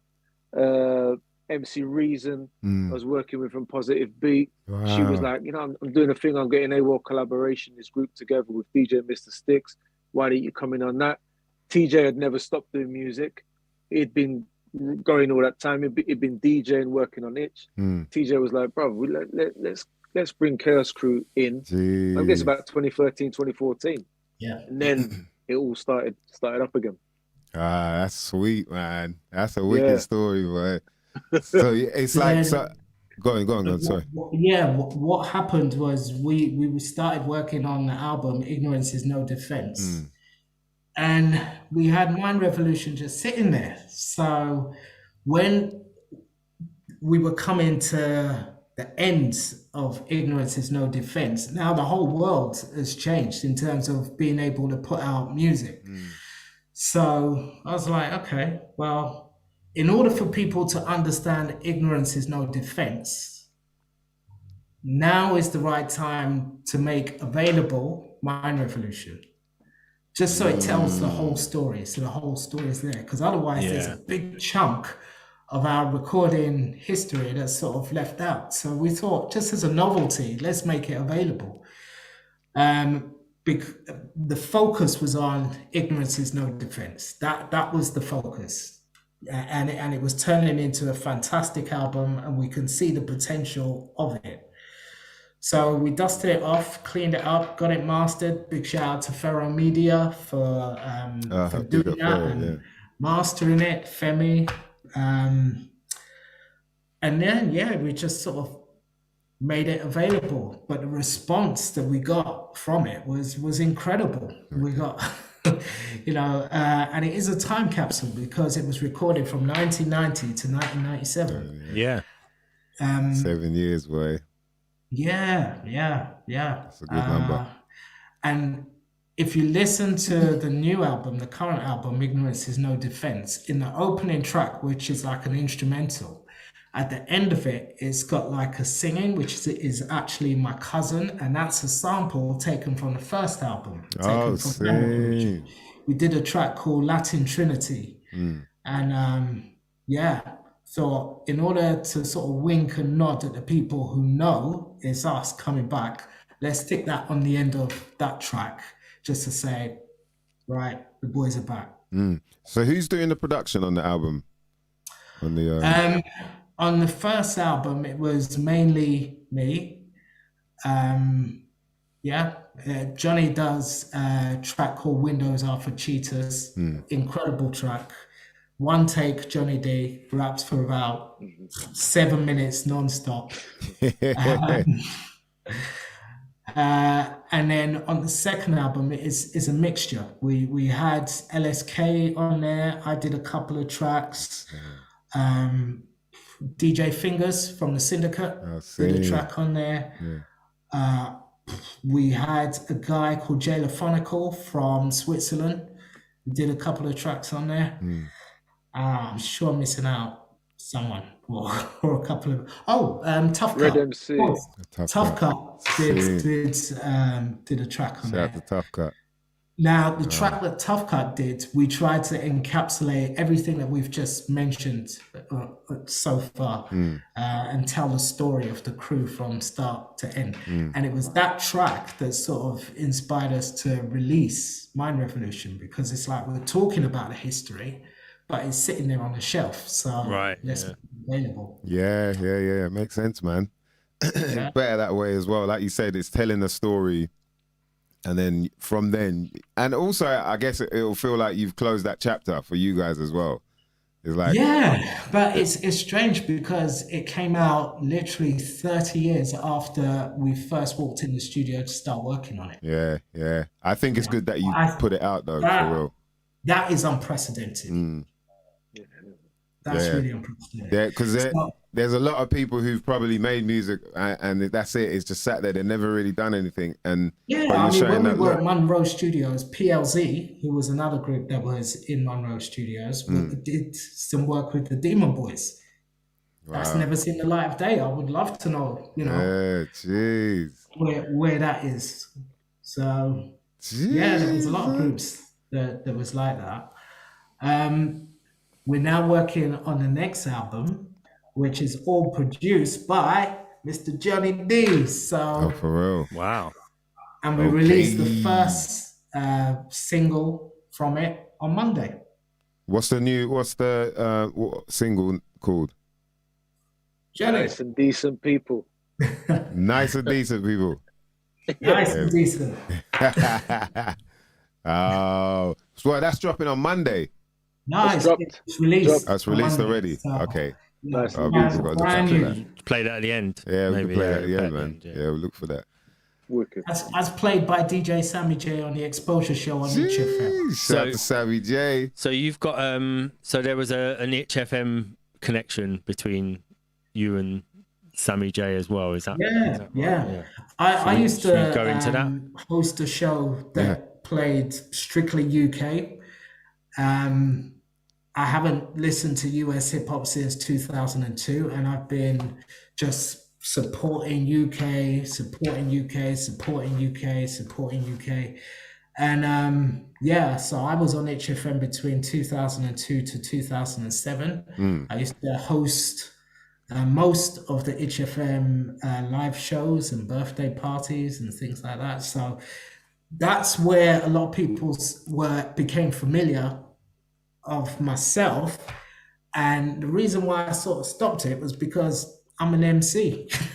Going back to 1980 to 1982 and starting that and doing the 7 years with the Chaos Krew album. And so I just got to the point where people were knowing me as a DJ. And it's like, yeah, I love repping the music and bigging up the artists, but that's because I am an artist. Yeah. And, I need to show people what I'm really about. And that's sort of where I started working on the second solo album and then the second Chaos Krew album. And we're sort of full circle now. So. Jeez. Yep. And HFM, man, very solid. How long have they been going now? Because, boy, since 2000. Since so that's 22 years, yeah. 22 years, boy. I remember now, tuning in. You guys used to hang out at Deal Real, right? Yeah. I was at Wild Pitch while you guys was up around. there was like me, Digger, Mike T, and Lucian. We were like the Wild Pitch crew. Yeah. And so everyone was doing all of the fun things up at Deal Real. Deal Real. The first Deal Real, you mean, isn't it? Yeah. The original. Then there was one day when somebody brought in a white flyer which said, "Would you like to be part of a hip hop radio station, HFM?" And we was like, "Oh, here we go again. Somebody's trying to start up a hip hop station. Well, this will come to nothing." Yeah. I know, 22 Famous years last later. words. Right? Yeah, for real. 22 years later. That's crazy, isn't it? So, Sammy J, did you ever listen to Itch when it was on radio, when it was like FM? HFM? Yeah, not as much as I would like to, because I didn't I lived just outside of London at the time, so it wasn't kind of in my local frequency, but I had like relatives and friends and stuff in London, so I did listen. I actually used to tape it off the radio. The cassettes have met an untimely end eventually, but I wish I still had them, like I framed them or something. But yeah, I did listen. I was aware of it, but I wasn't like a regular listener that knew like every show and stuff, unfortunately. Yeah. How about the like we were talking about Deal Real Records, Wild Pitch, those days were like, it was a lot different when you know people congregate at the record store, you know what I mean? Yeah, do you know what, when I hear about stuff like that is the only time I kind of wish I was older instead of younger. Spend most of my time trying to be younger, but actually that's, I would have loved to have been around for that kind of thing. And I was around, but I was probably a little bit young and a little bit far out. Yeah, you're right though, because like hearing the stories, like some of these stories, bruv, you've been dropping some bombs, man. Serious. Some of the knowledge people in the comments like, yo, my mind's blown and all that, like jaws dropping or whatnot. But yeah, hearing that sort of history as well, Sammy, I like that. You're just like, rah, for real, man. I wish I was. I didn't know like a lot of those things, so yeah, I've learned something. What's the name of this podcast? Some shit you might, we're after Watershed, so now we can say some shit you might never know nothing about. Yeah, exactly that. Yeah, people do. They end up saying it properly. I think Theo knows how to say it. Theo dropped it. It's something you might never know nothing about. Ooh, see, he's got the Watershed one locked as well. Oh, can I jump in? I was just going to say, Sammy, because as well as a music event we're doing next week, it's also an award ceremony. Yeah, we're going to have presenting an award, Best UK Hip Hop Award. But Sammy, tell them a little bit about that award if you can, please. Oh wow, okay, yeah. So the award kind of came into being this time last year. I was surprised with it. I was actually interviewing TJ Chill on my radio show, and yeah, he said like he got something for me. He'd already given me some t-shirts and that, so I was happy. T-shirts and exclusives, So I'm like, what's this, a cake or something? And yeah, it is. Hang on, I've got it right here. The UK Hip Hop Award. Wow, look at that. That's decent, man. Very honoured to be the first recipient of it. And happy to be involved in kind of keeping the legacy going. Yeah, we need to drop some bombs. I don't know, this thing ain't even. Yeah. Hey, put some fire, some bombs emojis, something up in there, man. That's so it's gonna be presented on the night, yeah. Yeah. Woo. Woo. The So game we done can't say changed. who the winner is, but you know, The if, game changed. come on down, get your tickets. Gigs.hiphop. Wait, Come on down. UK Hip Hop Award is going to be presented. does the to winner the know who they are? Can we say? No, we can't say, can No, we? we can't say who it is, but I think people need to get a ticket if they want to find out who it is, really. get a ticket, come Yeah. down and see it. But TJ, can you tell them? So what was it? They have to be part of one of the elements, right? Just say a little bit about Yeah. that. All right. So basically, the idea of the award came about because lockdown presented a void of recognizing, you know, real UK hip hop. So I thought, you know, instead of waiting for somebody else to do it, Sorry. The Finally got the idol. bombs working. So I thought long and hard about who I felt the first recipient should be, and DJ Sammy J was a deserving recipient. So she got the first one, and it acts as a baton. And I'm hoping what it does, it will shine a light on people who are working really, really hard, unrecognized in the UK hip hop scene. And the idea is whoever wins it chooses the next winner. Right. That's sick. Yeah. Yeah. That's sick. It's like rapper tag, but for awards. Yeah. Yeah. Showing props. Yeah. It's Award actually tag. it's a very new way of showing props. Do you know what I mean? Like passing the torch, literally. Yeah. Yeah, Like- yeah, absolutely. Allowing people to shine. And yeah, man, that's heavy. That's really heavy, man. Well done, Sammy J. Yeah. Thank you. Your mother lovers got to put that working out there if you want to get that award. And that could go on forever. Do you know what I mean? Yeah. Like, it won't stop. So what, all right, guys, let's talk about, the UK hip hop scene. Obviously, back in the day, you know what I mean? It was a certain way. Like TJ and Johnny were talking about, you used to record your album, then you take it to the label, and you know what I mean? You start trying to shop it around and see who's going to put it out or whatnot. Things have changed a lot, obviously. You know what I mean? Anybody can make a track now. Anyone, literally anyone can make a track. You know? All right, I'm just gonna go make a track, okay? I'll be back. Yeah. Literally, it's like that. It's like that, man. Just throw it up there.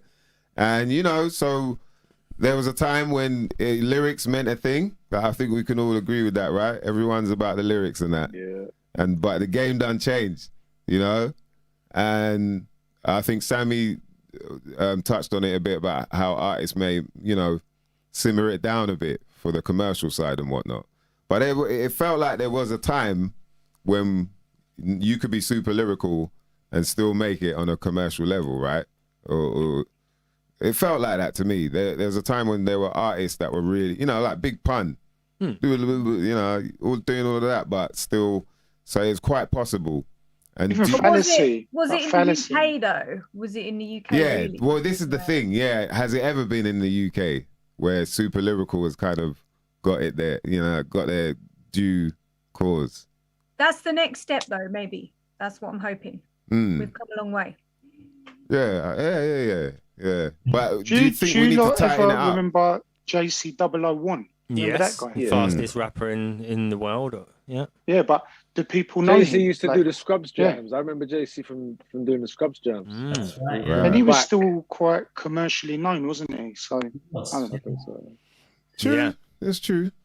It's I true. mean, you know, over the years there has been the odd artist that has broken through. There was a time when there was the Manchester rappers who were getting into the charts. Was it Buzzy B?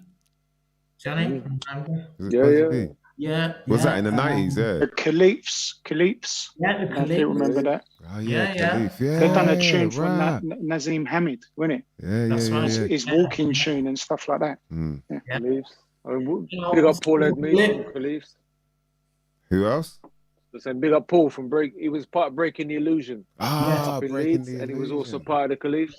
Yeah. MSI and the Asylum. Yeah, MSI and Asylum. You know, even Syndicate, when they released Live the Life, that went into the charts. And you have Brotherhood as well. They did the, I think it was the advert, and they did really well with that album as well. But Brotherhood were on Virgin Records, weren't they? Yeah, that's it. They were on Bite It Records as well. Bite It, yeah. But it was some sort of Virgin connection, or yeah. It was something. That's I got all the videos on MTV. Yeah. Is there, like, if you could give advice to the up and comers, like artists now, because obviously a lot more people are on an independent thing, what would it be in terms of like making sure, you know, the quality is there, obviously? Yeah.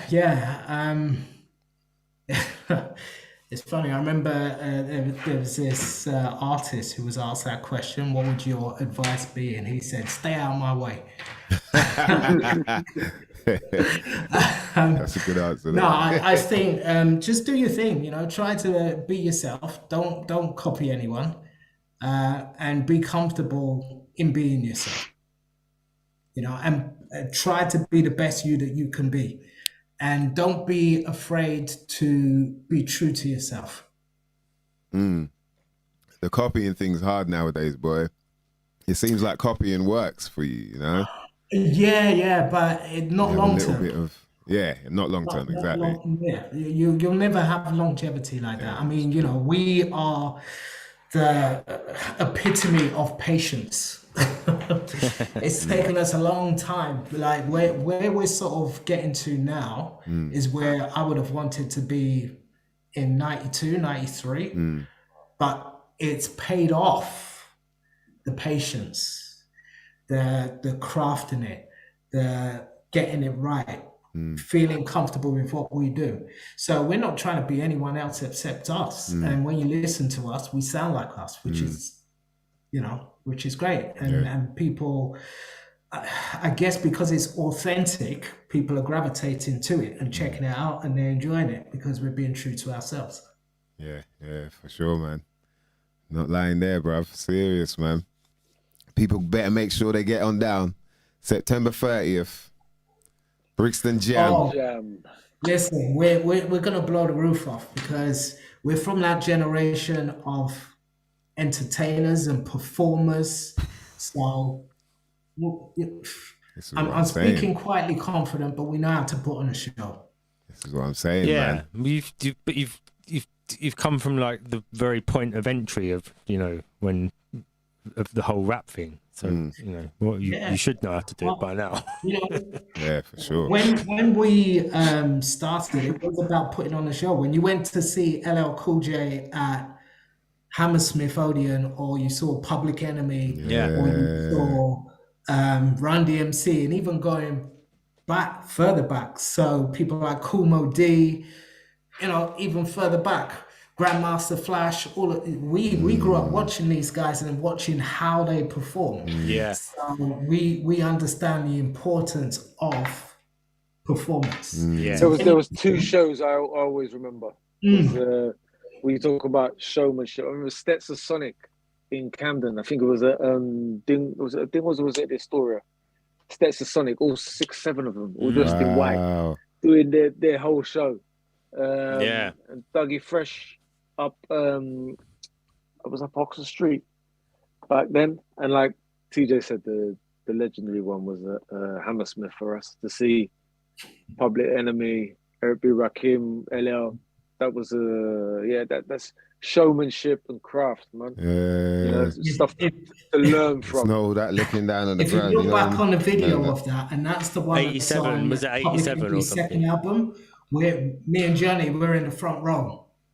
Wow. Literally in the front row looking up. So yeah, we learned some good lessons from some good people. Jeez, man. Yeah, that's levels, boy. Levels, man. Yeah. That's none of that like, bro, I'm just gonna you know, you can't do all that, man. That's something I'd advise people is like, if you're gonna do the live stuff, Theo, I'm sure you know about this, like the amount of live acts you've put on. You could tell when people are nervous, when they're you're not ready for this stage yet. You know, it's like, make sure you're prepared to go out there and put on a show. Yeah, I think the worst thing is not doing something. You know, if you think, I want to perform live, and you just keep putting it off until the time is right, that time never comes. Just get out there, Just start doing some open mics, and then just do your thing. And don't be scared if you're not amazing on day one. I think that's a problem with new artists as well. I'm not amazing on day one. So it's like, you got to work at this craft. You've got to hone it and train until it becomes better. But I think a lot of the new generations are like, oh, I'm not amazing on day one, I give up. Like, these people are putting 10,000 hours or whatever. So, you know, just keep going is my advice. And try and be a little bit diverse. You know, look at Jen, you know, jumping on drum and bass records, or like Rodney P jumping on the ska stuff. You know, just whatever, mix it up. I mean, when I started back in the day, I started in the park. And that was it. You know? That's what I was going to say, is that you two have come from live, yeah, where you're. That's all you had. You've got the you know, you, like you said, It you're just goes getting back to hip-hop, just getting making beer something thrown out at of you. nothing. Yeah. You know, there's a space, make the most of the space. You don't have to pay for it or anything. You try it, you learn your craft. And now that I hear people saying about, you know, like, so the great thing about music nowadays is anyone can make a music. The worst thing about it is everybody does make music. But, you know, I don't know if it's easier or harder nowadays, because everyone picks up their phone and they're trying to make a video and get their stuff out there. I think it's really difficult nowadays for some of the younger artists to actually come up, because there's so much out there. And do you know what, Johnny? I think it's like it's harder for them to picture what it's going to take to sort of build up the confidence it's going to take for you to go and do your thing confidently, because there's not as many venues around. There's there's not the sort of the thing of people doing it on the street. There's very building few, that craft. In front of people.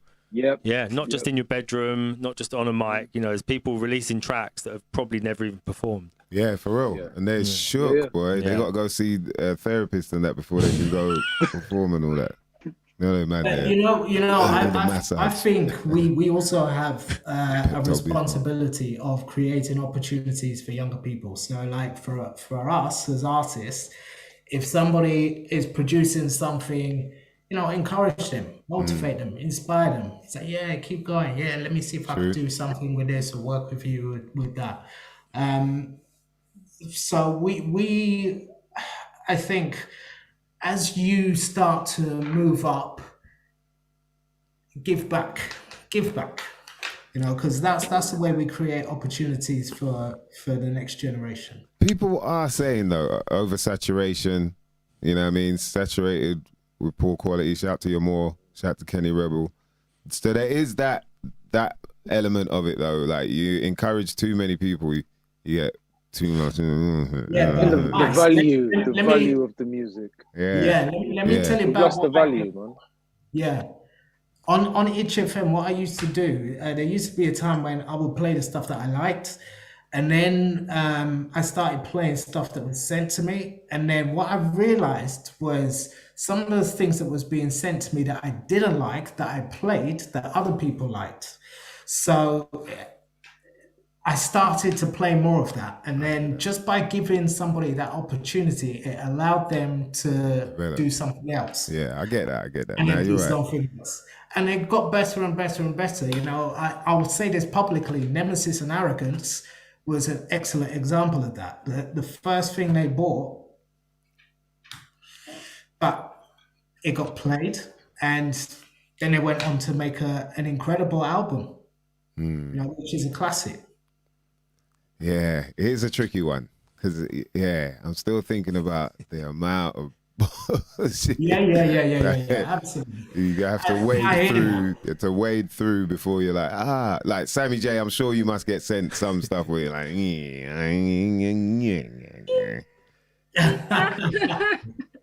But you know, for me, there's two ways of dealing with it. You can be negative to that person and say, "No, I'm not playing your stuff, man. Is whack."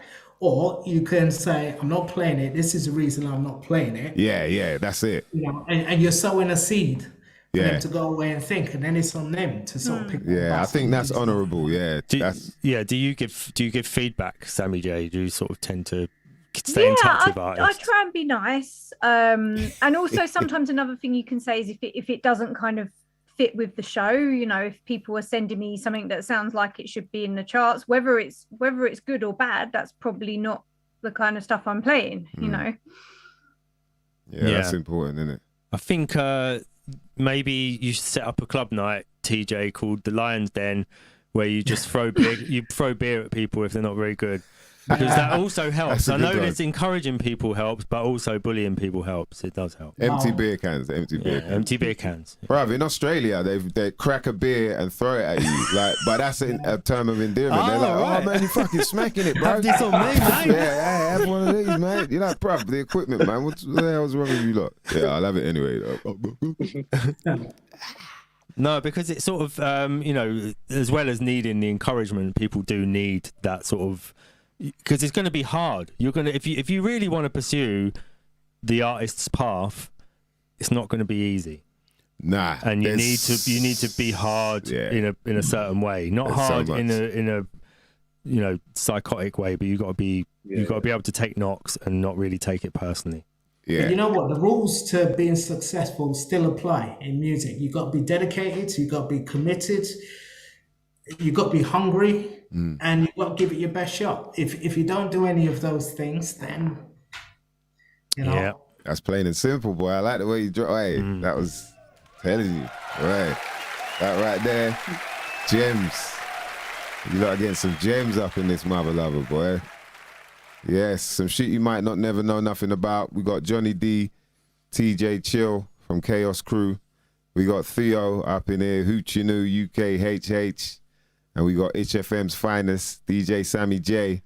Award-winning. Yep, award-winning Sammy J. Woo! You know what I mean? See it there? Theo, you got your award? Where's your award? You run. Yeah, he's probably going to the next year. Yeah, Theo's got an award. Yeah, this is for being a top promoter. Yeah. Don't give that out to anyone, you know. Top boy promoter. I'm lying. It's a fun one. Anyway. So what's happening with Itch at the moment then? Itch. Oh well, I'm guessing that's for me. Yes, that is for you. Yeah, well, we've got some amazing DJs. They are doing their thing. We're available online at itch.fm. If anyone wants to check that out. We have live shows every day in the evenings, all day throughout the weekends, and then there's always repeat shows playing and stuff as well, so you can listen during the daytime. Every show gets uploaded onto Mixcloud, so if you've missed a particular show that you wanted to check out with a interview or something like that, you know, you can check back any show. The DJs are all just like bringing something different, but really, really talented, really lovely people, really dedicated to what they do. I just think we've got an amazing team of people. We're on Mixcloud Live and Twitch as well. So that's it. Yeah, we're legal now. We're not going to get shut down or anything. So it's doing big things. We've done a few jams and stuff, but hopefully starting to do more, you know, more live stuff and things like that as well, get more involved. But yeah, we're not going anywhere, put it that way. We're committed to repping the music that we want to rep. Do you know what I mean? 22 years deep, boy. That is crazy. I'm proud to be a part of it. Big up management and people that make it possible technically and all that. You know who you are. I used to sometimes hear on, I know it sounds that everyone just stay with me a minute. On Radio 2, Sunday nights, they used to have a show where they used to play old songs from the 1940s and 1950s. And I used to think to myself, imagine how good that'd be if they just had a really quiet-voiced older person who just introduces old hip-hop tracks from like the 80s onwards. And like Whispering Bob. Yeah, Whispering Bob, but for hip-hop, yeah. Yeah. So, yeah. Tell the Itch people that one. You can have that for free. That's Dan DNA, aka Dandolph. He just cast the spell on all you mother lovers you didn't realise. Yo, yeah, man. Crazy. Shout out to all the common sensors in the chat room, man. We see you, mother lovers. Shout out to Kenny Rebel. Ain't seen you in a minute. Shout out to Yamor, DJ Lock, Original Rockers. Jeez. Yeah, some people up in here. And we've been, nice one, JM. Salute, bruv. Shout out to Bluefoot, DJ Bluefoot, Black Einstein. See, Black Einstein knows about, because that's C-Swing. So he knows about the swing beat. New Jack Alright, City jugglers. You know what I mean? So we're gonna have to dig deeper into that. That's some shit we didn't know nothing, never, not quite about at all. That yeah, I mean, I want to hear it though. Because swing beat, New Jack City. How long did it go? It was like, I mean, dubstep lasted longer, innit?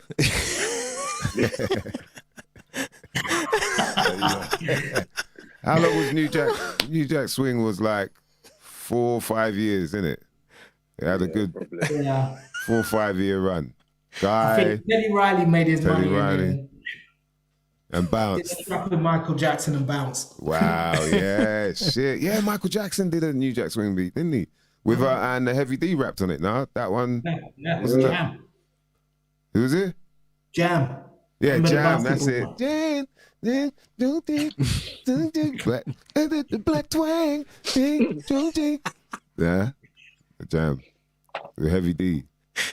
Yeah, right, tough crowd. Anyway. He's gonna kill me, man. Nah, I want to hear the tune. I don't care. Like he's blenched now, so I'm gonna be at a distance when I ask him. But yo, What about that swing beat period? Yo, hit it, man. Yeah, that man. You dropped some gems for us, man. Seriously. So, ladies and gents, man, you need to make sure you get your tickets, please. Let's flash up the give them the flyer. Yeah. So people know where they Do you gotta want to go. talk us through it again, Theo, as well? Yeah, man, talk it through. Yeah, you put a flyer up, yeah. So yeah, Friday, 30th of September, we have the legendary Kaos Krew, Genesis Elijah, Lab 79. Everyone, the whole ton of people on that roster. We'll set the record. Ton of people on that roster. The Last Elect, hosted by Peaches, the all-round edutainer, and the award-winning DJ Sammy J. Go to www.gigs.hiphop, get your ticket, come see the award. There's loads of stuff going on, live music, award ceremonies, good vibes. Get yourself down there. Next Friday, the 30th of September. Yeah, man. It's going to be big. That's going to be big, boy. That lineup is pretty chaotic. 1 week. Yes. 1 week to go. It's a Friday night. Get your outfit sorted, get your babysitter sorted, get your transport sorted. Yeah, don't miss it. Get that babysitter sorted, boy. People like, can you? Nah, I'm going as well, bro. Yeah, man, that's gonna be good. Yeah, wicked chat, man. So, is there anything anyone wants to leave the people then with before we exit? Because can I shout out a few people? I don't want to keep, unless you got time. I don't want to keep you lot. It's been a good conversation, man. But yeah, Theo. Just want to shout out Ling, Young Lion, The Facer, the Thamesmead Mob, the Uncle Tony's Taverna Crew, the Acoustic Family, Hoochinoo Braves, Alison and Maureen from New Jersey, South from Istanbul. Everyone locked in. Peace. Thank you. Nice.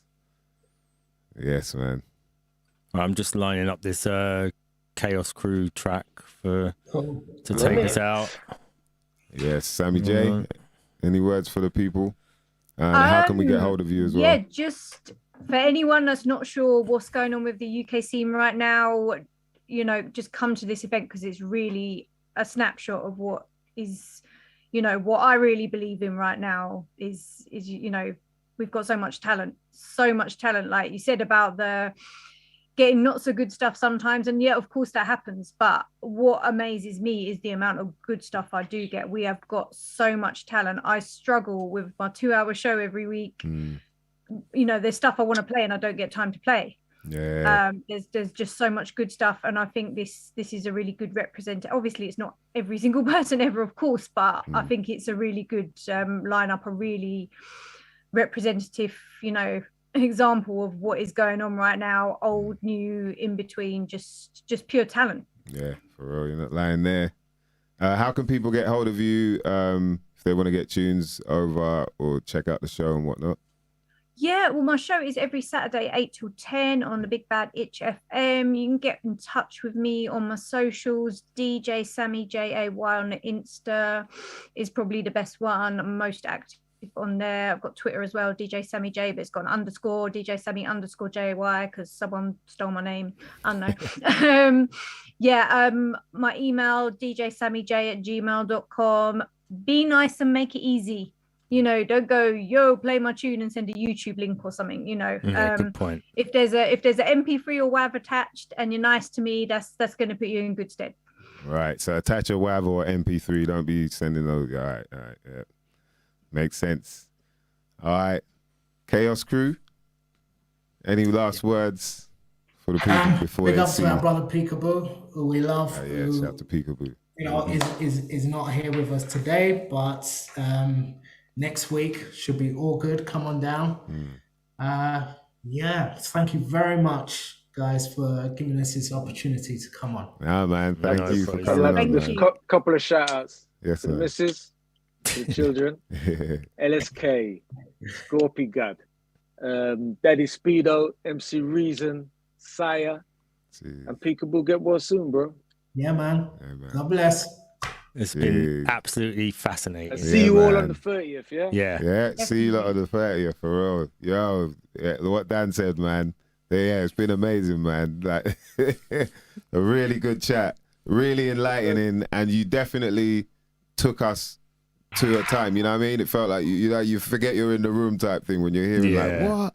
Oh, so, boy. Yeah. I'm looking forward to see the show, man. Definitely. Thanks, Yes. Mice and Dan. Thanks for having us on the show. It's been good. Yeah, man. Love, man. You're more than Anytime, welcome. man. Anytime, man. Amen. You know we do it again, man. Salute. Yo. Right, so shall we play out with this Chaos Krew track, before nice we and do, decent? I've just got to shout out the CMOS boss. Oh, CMOS. Yeah. CMOS incoming. The CMOSboss.co.uk, ladies and gents, if you want to get any of your wildcrafted organic sea vegetables. And when I'm saying wildcrafted, this is out in the wild Atlantic ways, mother lovers. Donegal. Something you might not never know nothing about. That's right. Some Irish moss, some dose, some wakame, spirulina. And you can, do your Googles and that to find out like how good this stuff is for you. Dan knows already, man. Look how his hair's been growing. You know what I mean? He knows already. Nails, he's like, what he's doing is weight. Like, yo, my nails digging into But they're strong as well. Your nails feel strong. You don't want to cut them. No. Like, you want to cut somebody. I've got separate weights for each nail now. Bruv, I They're feel so like strong. Wolverine sometimes. Yeah. It's like, yo. So yeah, this shit is real. Like, we would not be telling you about it. This is something you definitely wouldn't know about if we didn't think it was worth knowing about. You can also get CMOS gel with bladderwrack infused in it as well. And yeah, a whole bunch of products as well. If you go to the checkout, once you get in there and you type in about 20 in uppercase. I'm not going to say capitals anymore. I'm trying to cut that out of my vocabulary. We'll talk about that another time. But if you do that, put in about 20, you'll get yourself 20% off any orders. And please do some, research on like what sea vegetables can do for you in terms of nutrition, and you'll realize it's definitely worth it, man.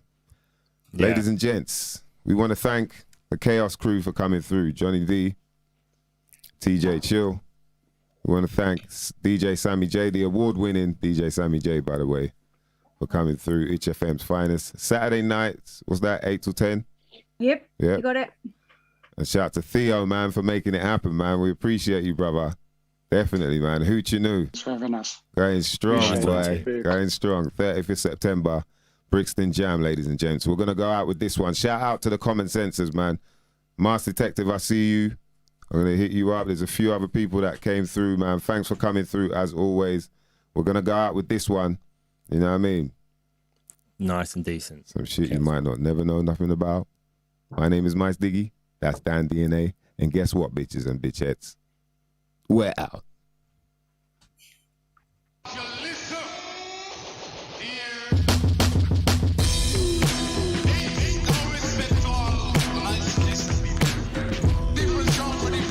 Right, that's playing out now. Yeah. Right, man. love for that, man. Toxic minds is kind of hazardous. That was fun, man. That was so much fun. It's like a roller coaster ride, boy. In the Lions, they with Gabriel and Michael. I hope you like enjoyed it as well, man. The sequel. It's me and TJ show the levels bouncing, breaking needles. Challenge seems unequal. Lyrics fly just like an eagle. Lyrics sound so good they swear the style we drops illegal. Get rid of dope with a vote. Left what I left with a will and I won't go there until I gone clear. And if you were part of this journey, tell me how did you care? To the maximum, the speakers blow the back of them. The weak can feel the track of them. But this is just a start for 10 out of all of them who figured out the different strokes, different folks, different blokes. We see deceptions and the hopes, this ain't no joke.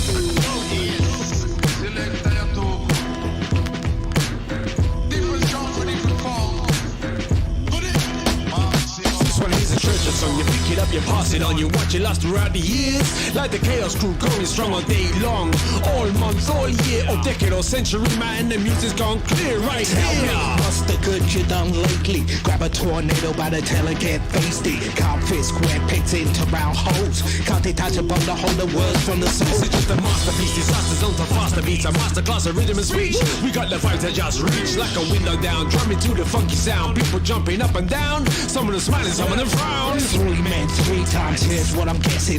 Took 3 times to make an impression. Frying pan swinging, duck what I'm saying. We might be smiling, but we sure ain't playing. Come on now,